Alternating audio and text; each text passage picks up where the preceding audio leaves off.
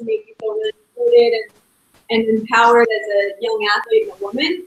And then I've also had the ones who did a lot of negative stress and feel like you need to know how to do it. And then when I transitioned to coach, I really wanted to figure out my own goals and that's Positive Coach Alliance. I also knew Ben Berkeley. And when I spoke to him, he was like, here's this really awesome program. I started looking into it. It was everything that I was searching for as a coach. And then also wanted to be sort of involved with it. So that's kind of what brought me here. Any questions about that? No, not at all. Al, did you hear that clearly? No, it's pretty foggy. I can hear you really great, Kelly. Okay. Yeah, your sound was going in and out a little bit, but I think we should be okay. I don't know what it is because I can actually hear it on my end too. It just sounds like. Now I can hear you fine. Now you sound really loud. Okay. All right. I don't know why, but that's all right. We're good. Okay. All right. So. Are you ready? All right. So we're going to talk about feeling the emotional. Let me sort this out really fast here. It keeps popping up. All right. So today we're going to talk about filling the emotional tank, which is the first principle. You saw on the last slide that we here at PCA have 3 principles that we kind of have built our vision of a positive coach on. The first is filling the emotional tank. So a lot of us as coaches, the way that we connect and communicate with our kids is through metaphors. Obviously, the metaphor of a car is kind of a cliche one that, coaches use a lot, whether it's talking about nutrition or, how far, like longevity as a player, whatever it is. But today we're going to kind of use that same sort of metaphor, but in a different way. So we're going to talk about filling the emotional tank. So, one thing that Maya Angelou has said is, I've learned that people will forget what you said. People will forget what you did, but they'll never forget how you make them feel. So, this is exactly what I was talking to you guys about in my introduction. One of the things that I took away from any coach that I've ever had is how they made me feel, whether that was positive or negative. It's something that really resonated with me, for better or for worse. A lot of coaches, I learned what not to do, or, on the other side, what to do. So, this is something that really resonates with me and a reason that I became a positive coach here. And so one of the things that I want to do as a coach is make my kids know, that they feel good. So I want to make them feel good, and I want them to feel good when they come to practice, walk away happy and wanting to come back for more. So this is where we talk about filling the emotional tank. Athletes with an empty tank, generally are pessimistic, give up more easily, and are less coachable. And those are not qualities that anybody wants to see in a team or in an athlete, right? Because they're not gonna perform at their best when they're feeling those ways. Okay, so when we talk about filling an athlete or having an athlete with a full tank, we see that athletes are often more optimistic. They deal better with adversity, which we know is going to happen in sports. You just have zero control over what the outcome of a game will be or what happens one week to the next. So we want to teach our kids how to be more, be able to get through adversity better. And lastly, they're more coachable, which at the end of the day, we became coaches because we want to help our kids grow and learn and be the best that they can be. And if they're not open to being more coachable, then that's going to be tough for everybody. So we really want to see athletes with a full tank. Kind of what does that mean? So filling the emotional tank. What are things that drain the tank? And I'm going to ask you guys, when you are as coaches or as parents looking at kids, what are things that you've seen when a kid is like, really you see the energy being sucked out of them, something that drains their tank? What does that look like to you guys? What does the kid look like, or what does drain the tank? Yeah, sorry. What kind of things can make that happen? I think if a player makes a big mistake, they miss a shot or they miss a ball or they, false start on a relay or something like that, some performance thing that they've messed up. Yeah. Anything else? I think that a lot of times coaches think they aren't draining those tanks by not saying anything, but their body language or their faces are down, and the kids really pick up on those cues. And being disappointed by from your coach is really tough. Yeah. So what I'm hearing from both you guys saying is that when mistakes are going to happen, or we show them that they've just made a mistake and we're disappointed in that, right? So that's kind of what I'm hearing you guys say. And I think the thing to know is that, which we all do know, is in sports, those mistakes are bound to happen, right? And the kids oftentimes know when they've made a mistake. And our job as coaches is to not, not highlight those mistakes, but help teach them through it. So again, to kind of piggyback off what you guys are saying, what drains the tank? Well, a lot of the things that we find pretty common are the criticism and correction, exactly like what we're talking about. Sarcasm, ignoring, and those nonverbal cues, exactly like what you said. And those are the things where a kid is looking to us to see how they should react, or maybe as guidance through those really difficult moments when they know that they've made a mistake. And if they see the same sort of disappointment from us, it's going to only further be a downward spiral for them. Definitely not filling their emotional tank, right? So we could want to flip that conversation and help fill their tank even through those really difficult moments. So being truthful and talking truthfully and giving specific phrases. So they're not just harping on their mistake, but giving them some way positive to get through it. Expressing appreciation, listening, and still knowing our nonverbals. Like even if it's a mistake, it's saying okay, it's a thumbs up, it's things like that. So the E-Tank thinking tool is what is one thing that most coaches can do to be more effective. So now this is another question to you guys. Just knowing now what fills the emotional tank and what drains it. What is one thing that you guys feel like you can walk away from right now and do to kind of help switch that conversation with the way that you're giving feedback? Just anything off the top of your mind. Good job. You tell a kid good job when he's done something, he's made a mistake, but you say, good try or good job. Good try, for sure. What else? Yeah, just keeping a positive approach to the kids and smiling more and clapping maybe and making sure that you're upbeat with them.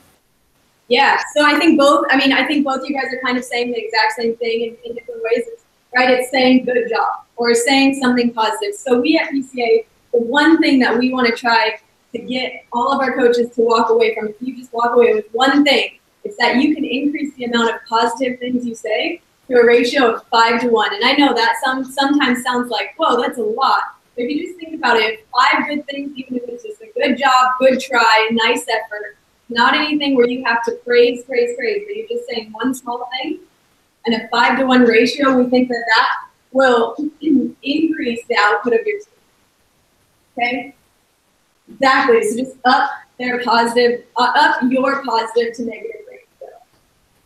And Phil Jackson, who's also on our Positive Coaching Alliance National Board of Advising, he kind of says about that time, so this is when he was part of the NBA champions with the Bulls. He said one Jim Book shows up and positive coaching became an influence in his life. So this time in his life, he was coaching, he hadn't heard of it, and he came up and he read about the 5 to 1 ratio. 5 phrases to 1 critique, and the rest we know is history. The Bulls ended up winning 3 championships in a row. So you can see that this is talking about one of the most competitive coaches, working with some of the most competitive athletes. And all he did was kind of up that 5 to 1 ratio. And, he attributes his team's success to that. So, there's a lot of research and everything that goes into it, but there's also a lot of strategy just saying, we want our competitive coaches to still be able to use this and be competitive.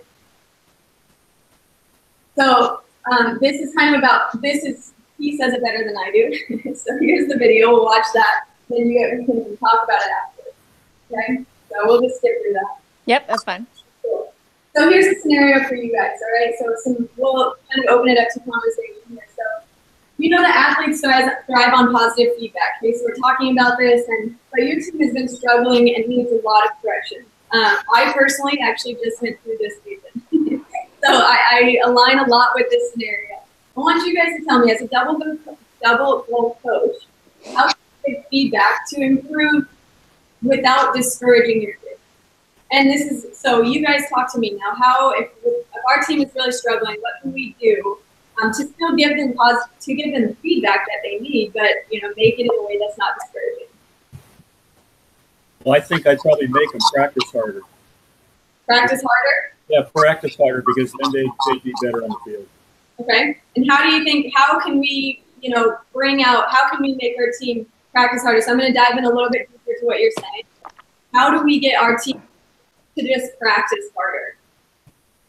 I don't know. I guess sometimes you just have to kind of encourage them to get along and get through the hard work so that the play's better. And, if all else fails, just kind of make them do it.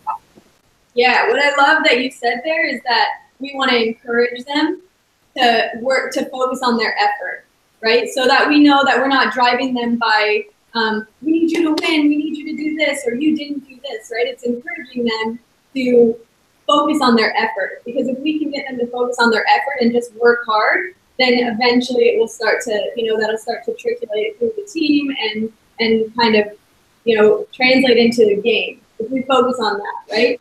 What else, Kelly? Anything from you? I think one of the things that I try to do when I'm coaching is just point out a lot of the things that they're doing really well first, and then maybe give them a suggestion, like how to make it better. But I think the kids need to know, even if they're making a lot of mistakes, they need to know at least one thing that they're doing right. And maybe that is only effort. Maybe they're not doing any of the skills right, but at least they're trying really hard. So I would probably do that. Yeah, I think that's a great one as well. I think that kind of goes back to that 5-to-1 ratio, right? If you start out with 5 good things, even if they don't have to be like 5 straight away, but if you start out with those positives, then I think it allows them to be able to hear the negative in a little bit of a little bit more of a lighter light, if that makes sense, right? Good. So that's kind of exactly, I think, what we were talking about. And this last season for me personally, my team, we actually went a 0-win season, which was a super tough season to go through. And it was only my second season as a head coach there. So we had to struggle through it together. And the biggest thing that I could do was to really help them know that we were all in this together. It was a struggle for sure, but we had to focus on the things that we could control. And at the time, it was a lot of our effort, right? So I agree with you guys. I think that it's definitely going to be something that every team faces at some point, is some sort of struggle. And the way to get through it is through that positive community. Right.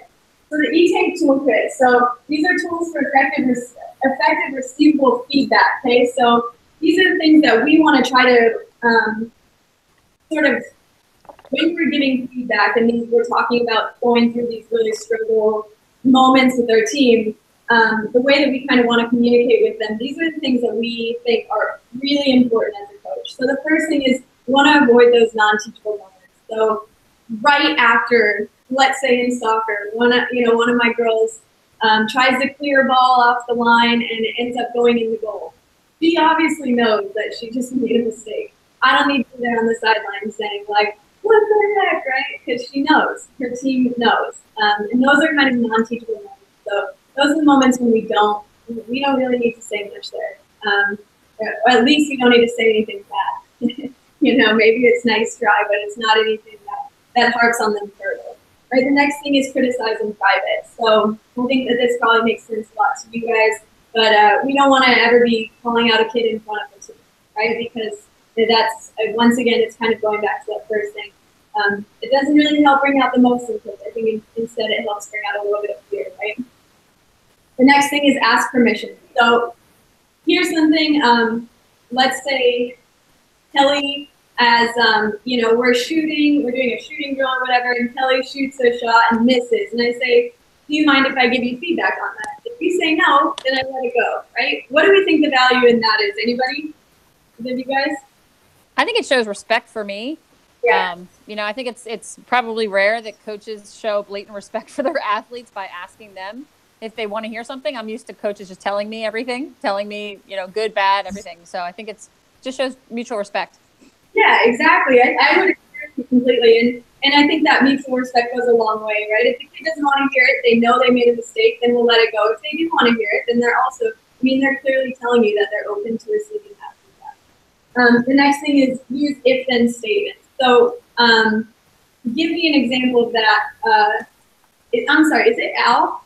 Yeah. Yeah, Al. Okay, I didn't want to use the wrong name. I apologize for that. So Al, give me an if-then statement that you think maybe would work, and I'll kind of help you through this if you don't. Okay. Give me an example of what just happened. Yeah, so an if-then statement. So let's say a kid makes a mistake, and we kind of want to say, like, if this happens, then this will happen. So we're helping paint the picture. Do you have any examples that you would maybe use? Sure. I guess in a soccer mode, I'd say, you know, if you would have used your off foot, then I think you would have made your cross more successfully. Exactly. Yeah, exactly. And that kind of helps them to be like, oh, okay, so if I apply coaching what you've just given me, then I will see the success in this exact way, right? I think it also helps us to, as coaches, really dial in our message so we're not talking broad, huge terms that maybe they don't understand the application of it, right? And then lastly is the criticism sandwich. So this one is my favorite, right? Because I think a lot of times coaches will just give the criticism and leave it at that. And it kind of is like the if-then statement because we're piggybacking it with something like, if you see this, then you see this. A criticism sandwich is like, you did really well here, but if you do this, then you'll see the positivity, and also you did really well here. So we're giving two positive feedbacks with the criticism in the middle. I think it kind of helps lighten the blow and helps them to see the positives in what they've done. Okay, so these are the tools for effective receivable feedback. So the way that we want to be able to communicate to our kids so that they actually take the feedback we're giving them without just dismissing it as, oh, my coach hates me or something like that, which is really unfortunate if we ever hear that, right? Okay, so the E-Tank Toolkit, tools to help you reach the positive-negative ratio. This is kind of the one thing that we've gone back to and said, if you walk away with anything, try to increase your positive to negative ratio. So here are the things that we think will help you in that. The first is the buddy system. So the buddy system means you as a coach a lot of times are the only one looking out for, as a soccer player, and I have 20 kids on.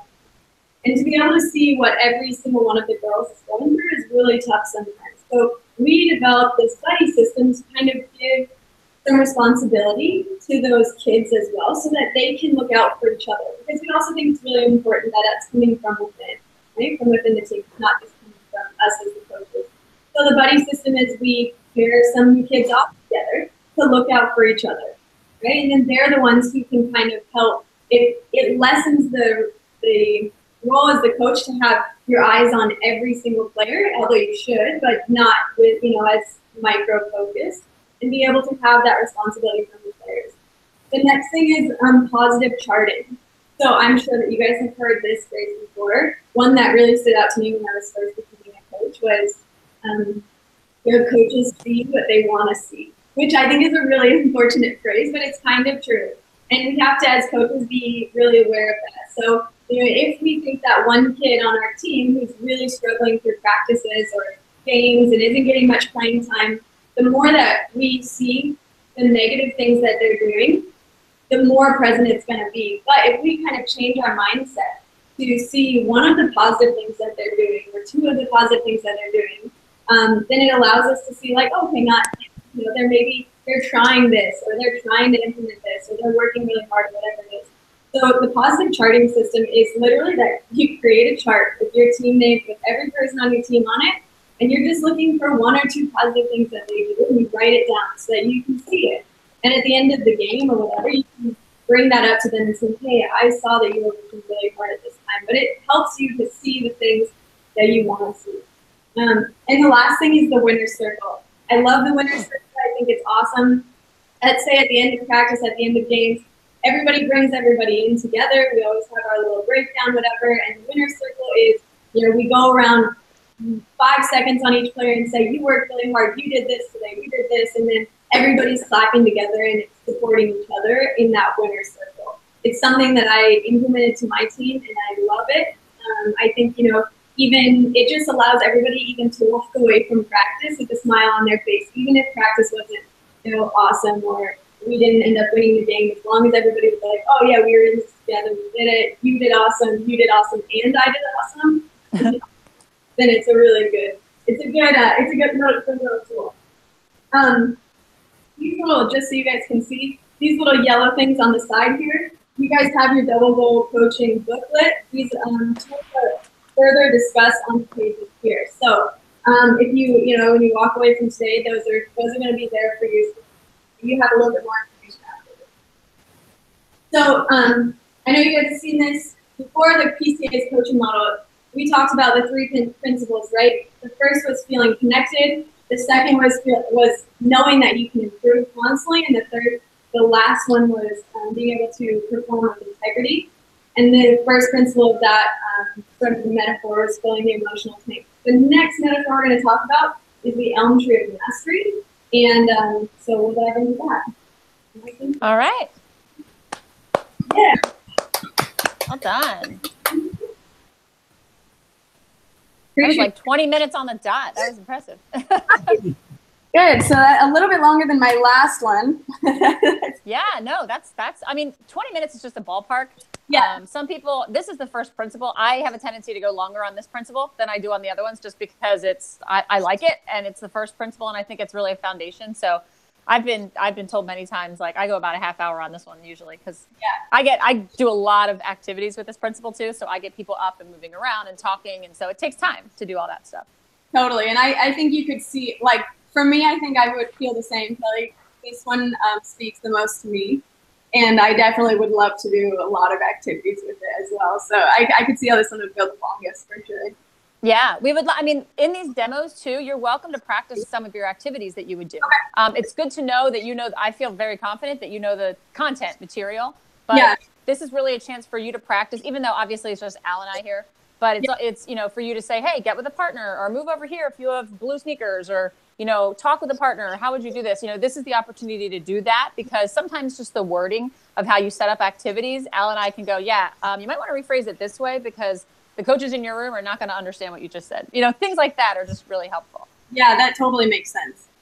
So, Al, since this is the first time you've seen Danny, I'm going to let you go first. What did you like about what she did? What are some strengths? And then I'd love to hear a suggestion that you'd have for her for the next time. I liked a lot of what Danny did. I thought it was great, especially for how long you've been doing this. I liked the tone of your presentation. I liked your confidence that you knew the material really well. That's quite obvious, which is really a stumbling block for most of the people at this stage. So you can concentrate on the things that make it interesting. I liked your story about the no-win season. That was great, and I think Kelly and I would both encourage you to use those stories that you have. You have this opportunity to use the stories that none of us have. And very few people do, and I think I would encourage you to weave those stories in as you're teaching the principals, because that's what they remember, right? Is the stories. Mm-hmm. Can I just say one thing about that too, Al? Just to piggyback, I think your story about as the coach is really good, because you're coaching youth, and you're going to be talking to coaches that coach youth. But you also have in your back pocket that you are a very high level athlete. So a lot of coaches want to know, what did your coaches do that stuck with you, or what did they do that were not good? And those are the stories that I think, somebody that's played at the pro level like you have, I think people, like, they eat up those kind of stories. Like, wow, this is a person that played really high. What did a youth coach do for you that made you want to continue at such a high level? So stories like that are great to pull into. Coaches, when you get the evaluation at the end of workshops and we say, what did you like most about the workshop? There's so many of them that say personal stories, because they can connect to it really easily. Yeah, that makes sense. And I think actually you guys gave me similar feedback last time, was talk about the coaches that coached me. So I definitely think that that's something I really want to try to figure out how to talk about more. Mm-hmm. Yeah, there's a lot of lessons to learn, good and bad. As you said, negative and positive, there's a lot. Sorry, Al, go ahead. Yeah, no problem. Hey, just to piggyback on that too, we have slides in the presentation that show all the coaches that subscribe to our PCA things. You've actually lived that, and so I would definitely use that. Skip that slide. My pro coaches did this. The best coaches I had did this. That's what turned me on. That's what got me unlocked. And that's a lot. Most of us can't do that. So that's going to be great when you integrate those. I think I like that you referred to the book toward the end. I think that's important, because that's the tool we give them as they leave. They don't get to take you, they get to take the book, right? And so reinforcing that would be great. I think, I guess I want to ask you, in the winner circle thing that you did, I didn't hear you quite right, I don't think. Who talks in the winner circle when you have a winner circle? So I kind of started it off, and then the power, like, I would go through it myself the first couple of times, and I started to pass it off to the girls on the team to tell each other what they thought that they did, which I actually thought was a really cool thing. But I started it off myself, just, you know, me being the one that said something. Yeah, I think it's an important part. Most coaches, when they use this and they don't pay attention to the book, they just talk. And I've seen that 3 times in the last probably month. Mm-hmm. And so I think it's important to tell them, you know, that while we can demonstrate the behavior, that after that it's for the kids to tell, and then for us to fill in here. Yeah, that's a good point. I'll make that a little bit more clear as well. And then, you know, more activities, as Kelly said. I think that's what's going to get you up to that really high level of presentation. I loved that you were going to do one section, and Kelly just, let's do something else. And you said, okay. And I will tell you that most of the people that we watch would just went, what? No, I didn't practice that. I practiced this one. So good for you. That's fantastic. Thank you. I appreciate it. Yeah, I definitely. She asked me last night if she wanted to do the whole thing, Al. She's like, "Wait, do I do the whole thing for this?" I'm like, "Well, you could, but." Yeah. No, that's awesome, and I think like going into it, knowing that I think I didn't know that I was doing filling the emotional tank, but if I now knowing, I think this is what I wanted to do was prepare some more activities. So I apologize for that, and I think if I would have done that because I do have a lot of different like ideas for each different one. And Kelly, after seeing you present in Philadelphia, I got to see her at the soccer convention present, and even in such a tight area with so many people, we were still doing a bunch of different things. We weren't like up and moving, but at least we were talking. So I definitely know that that's part of something that you guys want to see. So I do apologize for that. No worries. I was going to say that was like the worst room ever to try to do activities. That was probably the least activities I've ever done. And we were breaking fire codes left and right, Al. I had a room that was like a capacity of 50, and there were like 85 coaches standing and all over the place. And it was crazy. I was like, we physically can't even move if we wanted to in this room right now. What a bad fit for you, Kelly. What'd you say? I said, what a bad fit for you. I know. I was like, and it was like 95 degrees in there too, which didn't help, but it was all good. It was all, I'm glad you found it interactive, Danielle. Yeah. I agree with a lot of the things that Al said. I just to go down some of my notes, I think that, you brought up right off the bat that this is a metaphor, and that's something that we use to make things real to kids. I think that's so important. I think your energy is just great. Like, you're enjoying what you're doing. You can tell you're a positive person. And that is not a little thing. Like, sometimes people are like these really great, happy people, and then they go into trainer mode and they're like super serious. And we just laugh. Like, this is the Positive Coaching Alliance. And you're sitting here like you just came from a funeral. Like, come on, people, like, have a little energy, have fun. So I think that's great. You have that naturally. And I met you in person, and I can tell that just exudes from you, which is great. I like the fact that you did bring up that you've learned from negative coaches and positive coaches. And I think, sometimes as Positive Coaching Alliance, we so focus on the positive that it's really important to talk to the coaches about the negative that can teach you things as well. So as I said, if you want to bring up some of those, I think it's impactful. Let me see. Oh, I just wrote, look for opportunities to ask us rather than tell us. Mm-hmm. Sometimes I think I saw you like looking at the slide, and then you were like telling us what's on the slide, where it's a great opportunity to ask the coaches. For example, when you got to the receivable feedback slide, I usually take that slide. It's pretty obvious, I think. Yeah. When you talk about, avoiding non-teachable moments and criticizing in private and asking permission and using if-then statements. You did that. You did ask for the if-then statements and then the criticism sandwich, but just that's even a quick opportunity to have them turn to a partner and you don't even have to explain what they are. So I want you to take, 5 of those, take 2 and just practice. How would you talk? Pretend one of you is a player and one of you is the coach. Just practice how you would use that. Mm-hmm. Because we as coaches say so many things, but if the kids aren't receiving it, it's like, we might as well be talking to a wall. Mm-hmm. So, just that, I thought that was just, again, an opportunity for you to pull out of us instead. Yeah. I think your language was really good. The one time that I caught you say, and I'm picky about this because this is what I do, saying like, I think, or this is kind of, we need to use strong language. Like when you got into the 5-to-1 ratio, you're like, and I think this would be a really good thing for you.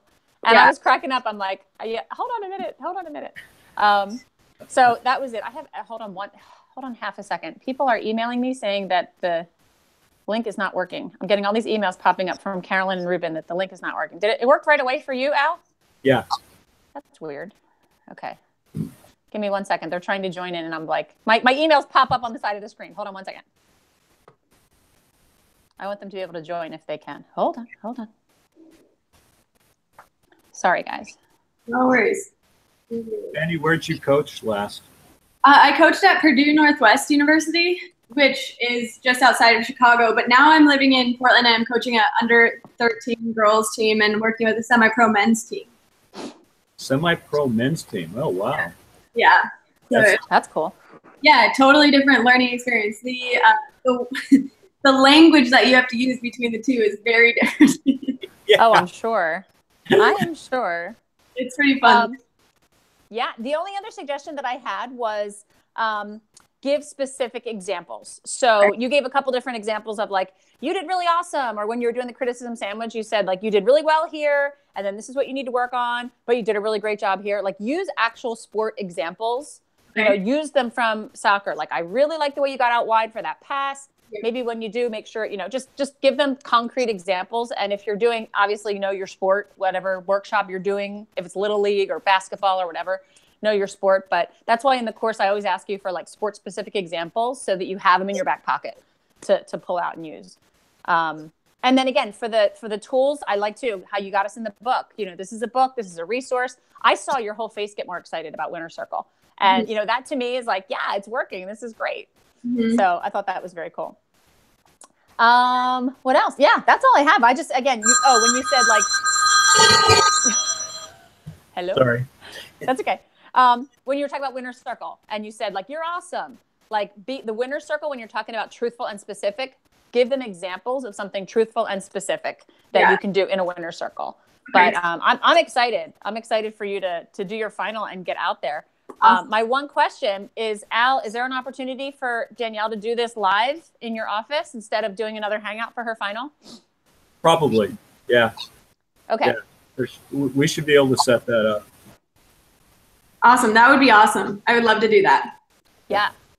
So can I pass the buck over to you, Al, to get that organized, and then just let me know when that could happen? Yep. Absolutely. Okay. Groovy. And thank you. Cool. For the feedback. I appreciate it.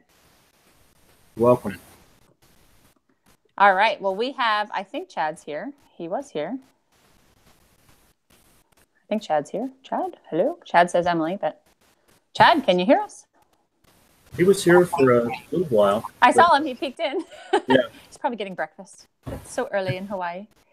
All right, let's give him a Danny, I don't know if you can stay on or not. You're welcome to stay on if you want to, but if you have to go, I understand. Yeah, no, I'm just gonna, my dog is in the bedroom. I'm just gonna let her out. Turn this on mute for a second. Feel free. Thanks. All right. We're on mute, so I don't know if you can hear us. Yeah. Hello, Chad. There's Carolyn. All right, good. Thank you. Kelly, I'm going to bow out here. Oh, okay. Thanks, Al. Yeah, thanks. Talk to you next time. Yeah, let me know when that works out for Danny, and I'll try to join in if I can. Will do. Okay. Aloha. Good morning, Kelly. Aloha. Good morning. Good afternoon. Hi, Carolyn. Yeah, good afternoon where you are. Yes, good afternoon in cold, snowy, freezing Pennsylvania. Oh, man. Yeah, we're getting 6 more inches of snow on Wednesday. It's crazy. Yikes. I know. I was so excited. I actually went to the grocery store at 8 o'clock this morning, and my little reminder popped up that you were doing your demo today. And I was in the nut aisle, and I bought myself a thing of macadamia nuts just in honor of being around you guys today. I was like, oh, I just need macadamia nuts. That's great. That's great. It was awesome. Carolyn, we appreciate you getting up at the crack of dawn. Good morning, Thanks. Carolyn. Good morning. Can you hear me? Yes, absolutely. Yep. Okay, good. Yeah. Too sure. Yep. So, about Chad, this I thing. have Thank you. this. Can you see the PowerPoint in the little square? Yeah. I don't know if you need that. If you want to see it bigger, you can click on it. It'll make it bigger on your screen. Okay. There we go. Yeah. Yeah. The only thing is you can't click through it. You have to tell me when to click through it, or I can just follow through. But if that'll help you, I can keep that up for you. That's all right. I didn't know if you had it there to see it all. Yeah, I can see it. Okay. So are you good with me just having it there? Yeah. Okay, cool. Well, I am so glad that you contacted me and that you're back in the mix. And I know Carolyn's Me excited too. about it too. How's Emily been doing with everything? She's good. She's Good. we got our second child on the way, so she's hanging in there. Oh, that's exciting. And you have, how Yeah. old's your other? Your other one's not that old. He's almost 2, so yeah. Oh, that's great. Yeah. That's exciting. Do you know if you're having a boy or girl? We don't know yet. We're gonna do a gender reveal pretty soon, so Oh, you are? yeah. Yeah. That's great. Congratulations. Thank you. Thank you. Yeah. So you have Carolyn and I as your audience here. I think, is that Ruben on too? Who's that in the middle there? Oh, Danielle's still there. Okay. So Danielle's on too. Danielle lives in Portland. So she just did her demo. So you can jump in and use her for a coach as well at your workshop. Danielle, This is Chad and Carolyn. Carolyn's the partner manager in Hawaii. Cool. Nice to meet you guys. Awesome. Yeah, great to meet you. So Chad, if you just want to start off with a quick intro, hey, thanks for coming. My name is Chad, and just fill us in on why you're here, what brought you to PCA, a little bit of your background, and then you can just jump right into the principal. And if you would try to make this as real as you could. So whatever you would do in a workshop, if you want us to, stand up, sit down, get with a partner, talk to a group, whatever you would do in a workshop, feel free to do that here, with a little bit of acting, of course, involved. We understand that this isn't a room, but, whatever you want to try to practice out on us, please do. Sure. All right. So whenever you're ready, jump in. All right. Well, good morning, coaches. Thanks for being here this morning, man. I'm so glad you chose to join us. It was a choice that you made. Some of you might have been forced, but for the most part, I think it was a choice that you made to be here because you want to be a better coach. And I love that. I love lifelong learners. I love people who continuously learn about the craft that they're doing. And so this morning, if you didn't get a chance to sign in yet, I would encourage you. You can follow the steps on the screen there. If you just text this number, you can take out your phone or take out your neighbor's phone if you don't have one and text 650-763-2405. And the things I need you to include are the number of this talk here this morning, which is on this board, and your first and last name, and then your email address. Your email address will help us to send you resources. We're not going to spam you or anything, but we are going to assist you with some resources here today. So if you would you go ahead and sign in? It's also going to help you get credit and get certified that you completed this training. So go ahead and do that. And as you do that, I'm going to introduce myself. My name is Chad Reis. I have the honor of being one of the trainers here at the Positive Coaching Alliance. And let me tell you a little bit about my background in coaching. You're thinking, wow, this guy looks a little young. Has he coached at all before? I'll tell you, I grew up playing sports. I started when I was just in Little League, maybe in age 9, like many of you here probably.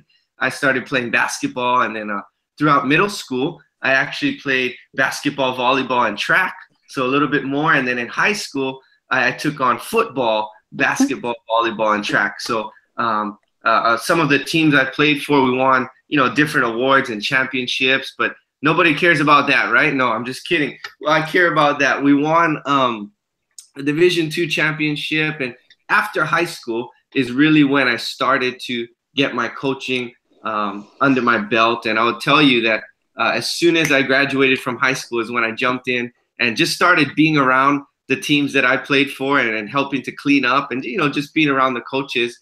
And sure enough, a little while after is when one of the coaches asked me, hey, do you want to help jump in and help us coach? And so from the time I graduated, I've been coaching different sports, volleyball and basketball mostly.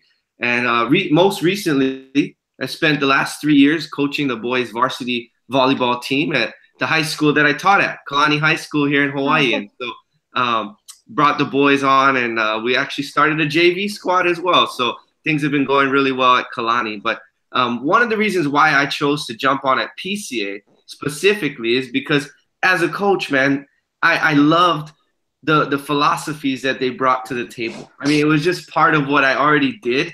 And so I already believed in it, and I would love to share some of that with you today. We're going to start by talking about a double goal coach this morning. Double goal coach. And if you get nothing else out of what I say this morning, we're going to talk about making better athletes and better people. That's what we're about here at PCA, making better athletes and better people. In fact, coaches, this talk is going to be very interactive. I'm going to get you started here this morning. When I say better athletes, you say better people. Better athletes, Better people. better athletes, Better people. better athletes. Better people.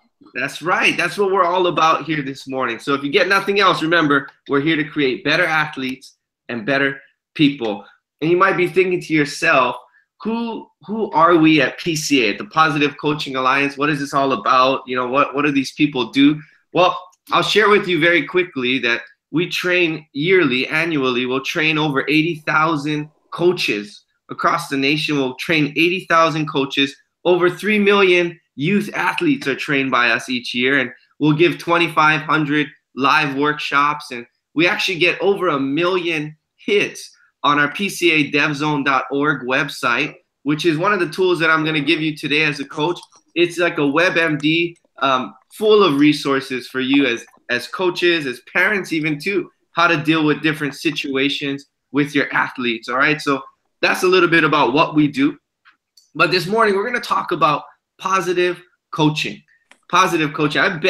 I'm willing to bet in this room this morning that when you hear that term, positive coaching, when you hear that phrase, there's a lot of different ideas that pop into your mind, I bet. And so what I'm going to ask you to do right now is nudge an elbow partner, somebody near you or next to you, right around you. Look at them right now, wave, say, you're my partner, all right? You're my partner, you're my partner. What I want you to do is I want you to talk about this question. When you hear the term or the phrase positive coaching, what pops into your head?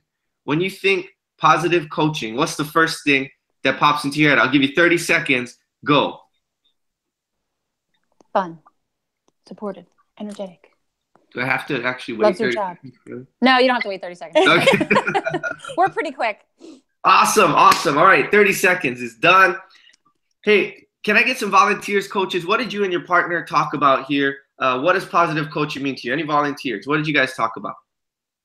We talked about a coach. Oh, go ahead, Carolyn. Go ahead. No, being encouraging with your athletes to try to help them get the best out of themselves and then the game. Sure. What did your partner mention there? Kelly, what'd you mention? Oh, I mentioned that a coach that really cares about the kids, that the coach enjoys what they're doing and they care about the kids as people, not That's just awesome. little players.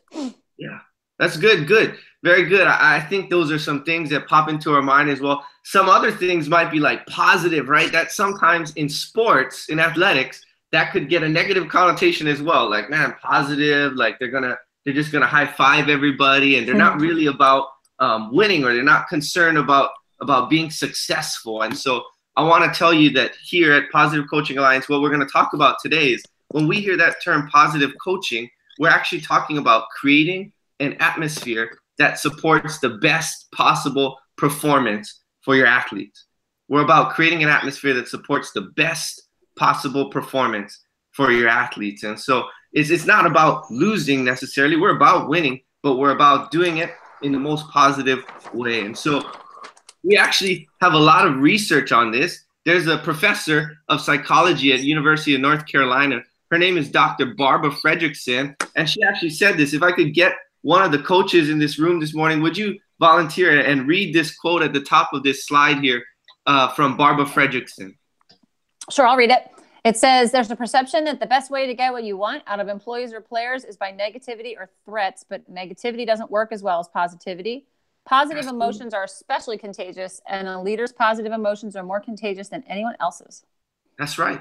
And that's what the research finds, guys. And I don't know if you've seen this before, but how many of you work 9 to 5 in the daytime? How many of you have a job outside of coaching? Yeah, almost all of us, right? Coaching is like a volunteer thing. And when you go to work, how many of you have encountered bosses before that kind of encourage in almost a negative way or like a threatening way? Like, you have to do this, otherwise you'll get fired or you'll get demoted or you won't get the promotion, right? And how long does that kind of motivation last? And I venture to say not very long, right? By motivating through negativity, might last for a little while, but in the long run, it doesn't last very long. And so what the research finds is that a positive approach, being more positive in your motivation, it actually helps create an atmosphere that's conducive to success. It actually helps us be successful. And the leaders or the coaches being positive actually makes it more contagious for the team, for the athletes. And so we as coaches have a big job on our hands to help shepherd or steward these athletes correctly. And well, actually, it was even found in Sports Illustrated.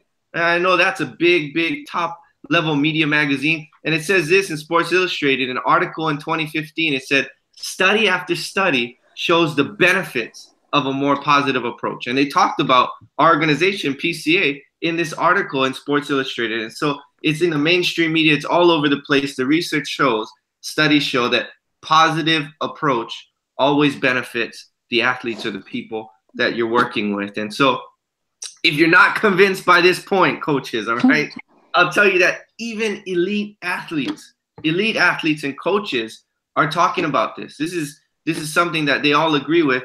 In fact, I'm a big basketball guy, and so you'll see on this slide, there's 3 top-level professional NBA basketball coaches and former players as well that agree with what we're talking about here today. Steve Kerr, right, with the Golden State Warriors. They've won championships, and they're always in the news now.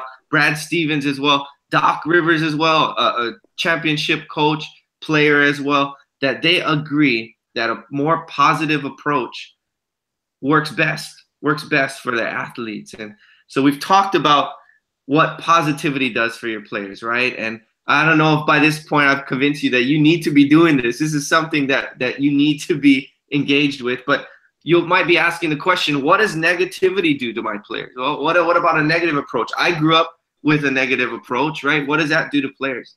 Well, to top-level organizations, people that do psychology in those organizations have found that they found that negativity actually takes your mind out of the moment. Like, it always takes your mind off of what's the most important play, coaches? What's the most important play? Next play. The next play. And what negativity does takes your mind out of the next play, and it keeps you focused on the mistakes that you've made. It actually distracts you from the tasks that you're doing. And I'll give you a personal story here. I had a coach when I was in high school basketball. Man, I love the coach. Great guy. But one of the things that he did was something that was kind of like this, distracted me as a player from what I was doing on the court. He had a policy that every mistake you made, you would get substituted out. And it was just a constant whirlwind of substitutions on his part, because every time we made a mistake, we would get subbed out of the game. And it was just, for me as a player, and some of the players thrived by this, but for me as a player and many of my friends, it was very hindering. We could never focus on what we were doing because we were so focused on not making a mistake because we wanted to stay in the game. And that's what the research shows, is that negativity does that to players. It actually freezes them. It actually hinders them from making and thinking about the next play, which is the most important. And so at this point, coaches, I don't know if you agree. I would hope you would, that positivity works better in coaching than negativity. Negativity actually distracts players. It doesn't help them. And so with your elbow partner, the one that you nudged earlier, the same partner, would you ask this question now? Would you guys talk about this? Why do you think there's so much negativity in sports today? We don't see that much positivity. Why do you think there's so much negativity in sports? Go ahead, 30 seconds. Ready, set, go. Kelly. Yeah. All right. Awesome. Coaches, we're going to bring you back. I know you guys love talking. That's what part of coaching is. But let me hear from you. Why do you think there's so much negativity in sports today? I think a lot of it comes from the parents. That's what I have when I'm on my team. I'm really positive. A lot of my players are really positive, but I've got dad up in the stands screaming his head off, and it's really hard. Yeah. I think it's because most of the parents think their kids are going to get a college scholarship out of it. And so they have to apply this pressure to push them. And they think that's going to help them a lot. Yeah, there's a lot of pressure. There's a lot of pressure, especially nowadays with clubs and with again, scholarships. Everybody's after getting to the next level. And so I agree with you 100%, coaches, that parents oftentimes contribute a lot. And so we're going to talk about that a little bit later in this workshop. But right now I want to tell you what PCA's vision is. What is our vision at the Positive Coaching Alliance? We use sports psychology research. I mean, I'm a person that loves research, right? We don't want to go into something without any backing. And so we use sports psychology research to support what we talk about. We also use best practices of great coaches coaches that are successful, that are not only winning, but their athletes are coming out as successful people as well. We use their best practices to help coaches develop into what? Better athletes? Better people. Better athletes? Better people. That's right. That's what we're about. We use sports psychology best practices to help you and your athletes become better athletes and better people. And so one of the sources, the resources you have is that book that's right in front of you, The Power of Double Goal Coaching. I'll tell you, I'm talking here for about an hour or two, and then after that, I'll be gone. And so one of the things we want to leave you with at PCA for joining our workshop is this Power of Double Goal Coaching book. It's filled with research-based coaching models, right? Research-based, that's going to help guide you. Practical tools, and I'll give you one more for free. All right, we're giving you the book, but I love the word free. And so we're going to give you, since you gave us your email, we're going to have a newsletter emailed to you weekly that's called Talking Points. And it actually helps with coaching tips as well. And then we have our website, pcadevzone.org. That's something you're going to want to write down and visit over and over, pcadevzone.org. And what that's going to do, guys, is it has so many, I'll tell you, so many resources for tons of situations that you're probably struggling with. I know I do as a coach, and if I would just admit that I had a problem with it and go to PCA DevZone, I would be filled with resources. So you're going to want to check that out. But one last question I'm going to ask you to talk about with your elbow partner or your neighbor is what makes a great youth sports experience for kids? What do you think it is that makes a great youth sports experience for your athletes, or maybe for yourself when you played sports? What made it a great experience for you? Ready, set, go.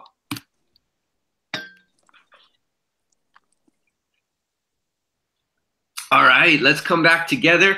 And so, coaches, what are some of the things that you talked about with your neighbor? What makes a great sports experience for your athletes or yourself? We talked about, what we both remembered from our youth sports experience was it fun that we had with our friends. Yeah.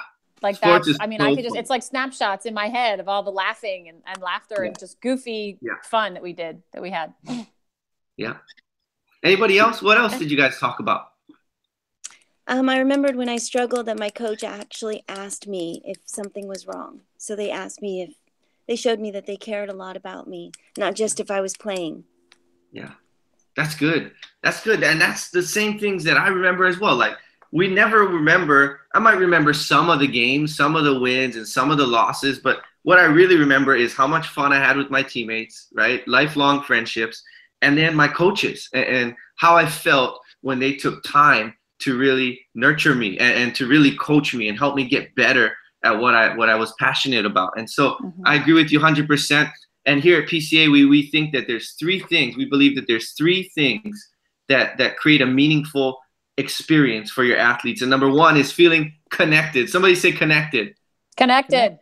Feeling connected to your teammates and your coaches, like we were talking about. That's what they'll remember, is feeling connected. Number two is believing that they can improve. Somebody say improve. Improve. Feeling that they can improve, that they can get better, that there's always a better, that they can be lifelong learners, students of the game that they love, that they're passionate about. And number three is feeling proud and acting with integrity. Somebody say integrity. Integrity. So it's about feeling connected, it's about believing that they can improve, and it's about feeling proud and acting with integrity, feeling proud about acting with integrity. And I don't know about you, but this is a simple question. If your players get these three things, what do you think is going to happen to them? What kind of season do you think you're going to have if your players feel connected to your coaches and their teammates, if they believe they can improve, and if they're proud about acting with integrity and representing the name that's on the jersey? What do you think is going to happen to their season? I would venture to say it's going to be a real good season. Win or lose, is going to be a great season for you guys. And so that's what we're going to talk about today in our workshop. We're going to connect each of the principles that I'm about to talk about to one of those things. So when we talk about getting connected, we're going to talk about filling your players or your athletes' emotional tanks. We're going to talk about filling their emotional tanks. And when we talk about improving, constantly getting better, we're going to talk about the elm tree of mastery. The elm tree of mastery. And the third thing is when we talk about acting with integrity and feeling proud about that, we're going to talk about honoring the game this morning, honoring the game. So with that, I'm going to ask you, let's take a look at this video by NFL coach and player, former NFL coach and player, Herm Edwards. It's called Understanding Your Legacy. Let's take a look. All right. Life is written. Oh, I'm not going to play it. No, you can if you want to. Either way, it's fine. Yeah, let's just skip it. You guys have seen it before. We've seen it. Cheaters. No, I'm kidding. Okay. and I loved what Coach Edwards said in that book. First of all, I think, you know, growing up, I always looked up to Coach Edwards. He was, you know, one of the top coaches, loud guy, but I like that. And so what he says is, when the book of your life is written, this is one of the lines I love. When the book of your life is written, will it say that you made a difference? When the book of your life is written, will it say that you made a difference? And I'll tell you, that one hit me because I know all of us as coaches, one of the things we want to do is make a difference in each of our athletes' lives, and also in the sport as a bigger picture. And I don't know, you know, oftentimes coaches, we don't get to think about those things. We're so concerned with practices and game plans and parents, even like we talked about earlier. We don't get to think about the big picture of will it say that we made a difference, and how will it say we made a difference? And so this morning, I'll give us a minute real quick. Would you just take that book that you have in front of you and open it to the cover, your workbook, and jot down, how will it say that you made a difference? Or will it say that you made a difference? Why will it say you made a difference? So think about that, and then go ahead, take a minute to jot that down. When the book of your life is written, will it say that you made a difference? And how or why?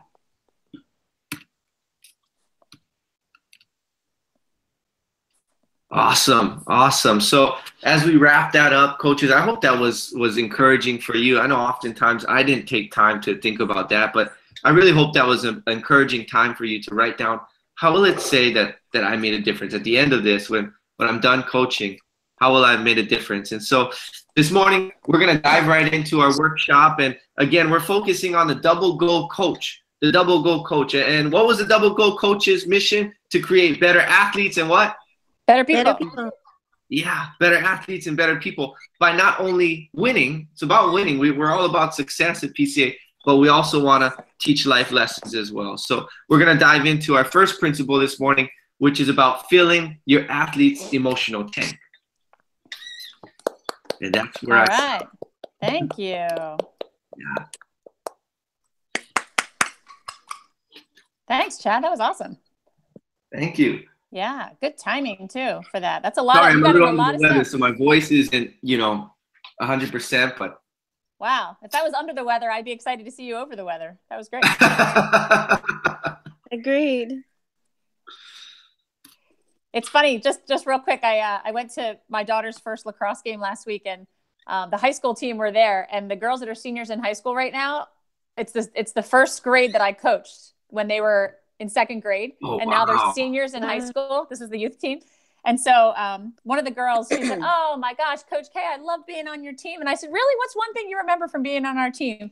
And it's funny because I get asked this question a million times, but I was like, I wonder what she does remember. And she goes, you know what I remember? And I've never written this down on any demo. She said, I remember that you said, when things are really hard and they're not fun, find a way to make it fun. Wow. And I didn't even remember that I said that. And I was like, really? Did I say that 10 years ago? That was good. That was good. Now I have a new response when I get asked that question in these demos. Like, how do you want to be remembered? I'm like, yeah, that was good. I didn't even remember I said it, but apparently I did. She's like, because high school lacrosse is not always fun. And I always think, Coach K said, if it's not fun, make it fun. I'm like, okay, that was cool. That's awesome. You made lemonade out of lemons. There you go. Mm-hmm. Exactly. So, Chad, I was really impressed by that. And I felt your confidence and I felt your energy. And I think it was awesome. I would love to hear, I know, Ruben, thanks for jumping in. I know you didn't get to hear a lot, but Carolyn, I would love to hear just a couple things that you really liked about what Chad did. And then if you have any suggestions for him moving forward. Sure. Chad, thank you. It was awesome. And you were very encouraging. You were calm, but what was really weird was you were energetic at the same time. Mm-hmm. So you definitely know the content. The transitions is what really impressed me. You didn't really look back, or I don't know how to explain it, but the transitions, your conversation flowed so easily that it went right into the next slide without even like reading the slide or anything. So the transitions and the flow of it almost seemed rushed, but it wasn't. Like there was a ton of content and it was great. I love that you used the MD reference, the WebMD reference, and you kind of tied it to the dev zone, which obviously that's what it is. But one thing I want you to do, I would like for you to do, is later on in your workshop delivery, you said I'm going to give you one for free. But I like the free because that did get my attention. But you said I'm going to give you one for free as if they had not heard it yet, but you actually mentioned it in the beginning. So if somehow you could tie that back to it and like maybe mention that you're coming back to it and somehow say I mentioned it in the beginning, this is the WebMD reference, and tie the two together. And it's free. I like yeah, and it's free, or maybe start out with the free. I liked your jokes. They made me feel comfortable right from the beginning, and I like that you say that you gave back to high school, because I think your experience made me feel, if I was really your coach in the room, that maybe at Kalani, that your experience and what happened to you there actually made you want to come back, and if they could see themselves. So sorry, good job. No, don't be sorry. That was great. Thanks, Carolyn. Ruben, you were on for about 3 minutes. What'd you pick up from Chad in those couple minutes? What I picked up is that Chad is awesome. And no, I loved everything about it, Chad. Kelly, I don't know if you remember, I met Chad and got to see him in front of hundreds of people at his church. I don't know, Chad, what do you call that delivery there within church? In the Catholic Church, it would be the homily. Yeah. It's like the story of the, like the sermon. Yeah. The sermon, yeah. It's kind of like the sermon, yeah. And what I saw in Chad was, wow, wouldn't it be great if Chad was a trainer? And so this is super exciting for me, and I see the same things here, Chad. Everything that I saw, a year ago, whenever that was, I'm seeing you as you own this content. Just deliver it beautifully, make it interactive, make it fun, bring your energy, all the things Carolyn said. So yeah, I just it's great. It's great. And, it's always great to be on these calls or hangouts with Carolyn too. That's always fun. So sweet. Thank you. It's about Chad today. Thanks. Well, Thanks, Chad, that Ruben. was really, other than the course about a year ago, this was the first time I actually got to see you go through a big section, and your reputation preceded you, and you held it up. You did awesome. I was really excited. I mean, when you can feel energy coming through a computer screen, you're doing a good job. So I think that was great. Specifically, I love the choral response. It gets everybody just energized and excited. Even when you said, like, can I hear somebody say connected? Somebody say, that kind of stuff just gets the crowd going. It gets them into it. Even the people that are sleeping in the back row are going to be like, oh, better people. It does. It wakes them up. And I'm glad that you're aware of that people have to be brought in. I think it's awesome that you brought up some of your personal stories mixed into that. You have such just a variation of athletic experience and coaching experience, which is such a great asset to you. And you're going to be able to pull from that, from track, from volleyball, from basketball, from Little League, all those different sports are going to make you a really valuable trainer, because you've got to be able to have those stories. And I always tell trainers there's a balance between your experience as a coach and then the way you were coached.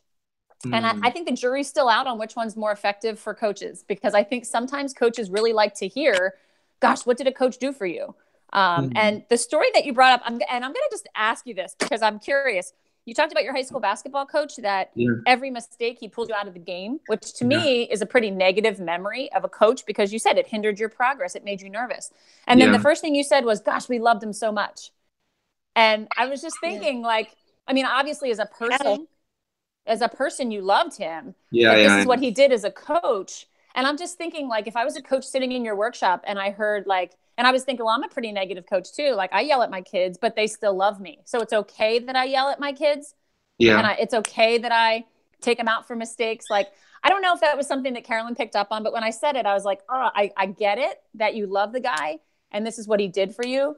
But maybe to add on to that, like, you know, this is a coach that I really cared about. I looked up to, I respected, you know, I really liked him as a person, but this was an area that was really tough for us, you know, something like that, to kind of separate the two so that it's not saying like, I liked him. Catch the, I loved him. And I think my mind went to, I loved the game and I loved being there. And somehow Chad and maybe others figured out how to problem solve around it. So I kind of missed that. Chad, what was the point? I wasn't in on that part, but what was the point you were trying to make there? Were you trying? Yeah. So the point was that the negativity, it was on the what negativity does to your athletes. And so it was about what negativity did to me personally, and then some of my teammates. Yeah, Kelly, I did say at the beginning of transition that he was a great guy. But one of the things he did was, you know, this practice. And then, I think I was thinking about, and maybe you guys can answer this for me or help me with this, is, you know, I don't want to dishonor the coach, because I mean, great guy, but I'm maybe not necessarily was successful in the best possible way on that team because of what I talked about, because I was so flustered and nervous about making a mistake rather than playing the game. Right. So you have a great person who you respected and you really liked as a person and a coach, and you want to honor that. But it sounds to me like he didn't have the right tools. He didn't have this information that you're going to be sharing with these coaches. Yeah. You know, so make it like that can be like the trailer. Like, this was a good guy. He just didn't have these tools. And, you know, there's a lot of you out there that might need some extra tools too, to help you be most effective as a coach. You know, that's just what went through my head, if that helps. That helps a lot. Thank you. Yeah. Ruben, I didn't know if you wanted to speak to that as well. I couldn't say it any better, Kelly. Nice. I love these hangouts. All right. So that was just the only thing that I was like, not sure. That was probably the only thing that you said the whole time that was like, not sure about that. But I think, you know, sometimes talking it out is helpful. I love the way you talked about the vision. I think, you know, casting a vision for these coaches is huge. You can give them all the tools you want. You can give them all the resources and book and dev zone. But if they don't have a vision as to what their team's going to be, they're not going to catch it. They're not going to listen to it. So I really like the way you cast that vision. I thought that was great. And when we were talking about the Development Zone Resource Center, or the website, like, I can tell you've used it. You can just tell, like, oh my gosh, like, check this out. This is awesome. I would bring up a specific example. Anytime you can give something concrete, like, oh my gosh, I had this team, I had to make cuts. I wasn't sure how to do it. You know what I did? I went on the Dev Zone, or I know, you know, some parents were on my back about playing time. So I checked it out on the Development Zone Resource Center, and guess what? They have a lot of resources. Yeah. You know, the other thing that I do, and I actually offer this out in my workshops too, is I pull videos, little clip, because they're all YouTube links. I'll pull videos out of the Dev Zone, and every time I send an email correspondence to the parent group, I always include a little video. Like, hey, watch this if you have a second. This is really inspiring. And it's literally like a list of I just go on Dev Zone and write parents. And there's so many great videos that come up. And I've had parents comment back to me like, oh my gosh, thank you for the email. That video was great. So it's kind of a subtle way to get a message to parents without writing a whole, like, after a game, if a parent was being kind of loud, instead of me saying like, parents, I need you to be a little bit more respectful during the game, I can send the little video of Kevin Eastman telling parents how destructive it is without me having to say a word, like, hey, and here's a video you might want to watch, you know? So I just share that with coaches, and I've gotten great responses from them on that. Like, that's a good idea. That's great. Yeah. Yeah. I also like the way you said, and this is just an idea. When you were talking about Coach Edwards, I love too, you gave credibility and you gave value to him because he was somebody that you looked up to. And I loved when you said, you know, he was a loud guy, because I've had some pushback saying like, oh, well, if I'm a double goal coach, I can't yell anymore. I can't, you know, I'm just a loud coach. So I would even go one step further and say, you know, he's a loud guy. And we're not telling you as positive coaches, you can't be loud. I always say, we want you to be loud. We want you to be demanding, but we don't want you to be demeaning. And there's a difference. That's good. So it's what you're yelling. It's not that we don't want you to yell. It's what you're yelling. That's the most important thing. So I even say that at parent workshops a lot. I'll say to parents, guess what? If I came out tomorrow and said, there is no speaking on the sidelines at this game, no speaking at all, it is absolutely silent Sunday, you may not talk, how would you feel? And they're like, oh, I'd feel terrible. I'm like, great, I'm not here to say that, and I don't want that to ever happen in this league. I want you guys to cheer and be loud and be emotional. Today I'm going to talk to you about what you should be cheering and why you should be so loud and what you should be saying, so that silent Sundays will never happen here, because they happen in some leagues across the country. And that's the saddest thing ever. And, you know, that's kind of how I talk about be loud. But, and Herm Edwards is a great example of that. Yeah. Hey, just as an FYI, everybody's aware. If you're not aware, Herm Edwards is now back in coaching as the new head coach at Arizona State. Arizona State, yeah. Yeah, Arizona State. You know, so this fall will be his first season back on the sidelines. You know, and you know that's not in the slides. It's not in the script. So. Awesome. Yeah. Yeah, we have a couple of changes. Curtis Granderson's also with the Blue Jays now, so we have to change that on the slides too. It's part of the sports industry. But you know, Chad, I'm really excited. I think you know, this intro is great. It makes me want to listen to and hear more, which is awesome. There's a fine line between a sales pitch and inspiring these coaches to want to hear more. And I think you were much more inspirational than you were sales pitchy, and I think that's great. Oh, awesome. Thank you. Yeah. So the next, I mean, the last step that we do for this course is the final, as you know. I give you an opportunity to practice if you want to do one more practice of your principle before the final. But if you feel like, you know, I'm good, I got it, I know the content, let's just do one more and finish it up. You can pick any principle, E-Tank, Element Tree of Mastery, or Honoring the Game, and you can do that as your final. If you want another opportunity to practice, I will leave myself open to let you practice that as well. Can I throw out a possibility here? Sure. I'd like to see Chad go directly to his quote unquote final. And if for some reason, Kelly, you or Chad or Carolyn feel like, you know what, he should do one more. Okay, then it wasn't his final, then it was his practice. But you know, if everybody feels good about it, let's count that as the final and get it done. Kelly, would you be okay with that? I would. Absolutely. I thought your other suggestion was to fly me to Hawaii so that he could do his final workshop with me. That's really what I was looking for. But your suggestion can be second best. I'll take that too. I second that. Yes, I agree. Chad, does that sound good? Yeah, it sounds great. All right, cool. Well, just let me know whenever you're ready for that. Okay. We'll schedule it. I'll try and get that scheduled later this week. Okay. I'll send you an email. I'll shoot an email out. And yeah. Okay. All right. Sounds great. Thank you guys so much for joining us early morning. I appreciate it. Yeah. Thank you guys. Kelly, right, Kelly, can I stay on? Kelly, can I stay on with you and just share with you a little bit about the Seattle Trainer Day quickly? Sure, please. Yeah, that'd be great. All right, have a good day, guys. Bye-bye. Bye. Take care, Chad. Thank you. Bye, Carolyn. Bye. Thanks. Bye, Carolyn.